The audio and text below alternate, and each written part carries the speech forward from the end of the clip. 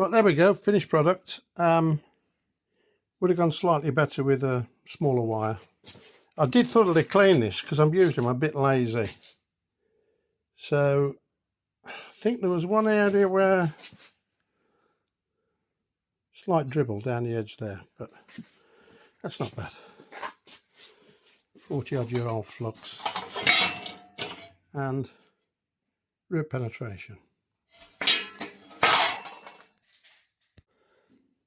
There are wires you can use that have got flux impregnated into them, and it is the minimum amount to get the job done. You just need to dip in occasionally into the flux, and because what you got to remember is too much flux, you can flood the thing and you'll get burning and all sorts. So that down there is oops, you know what that is. Yeah, that's a bit of excessive flux. So let's see how this edits.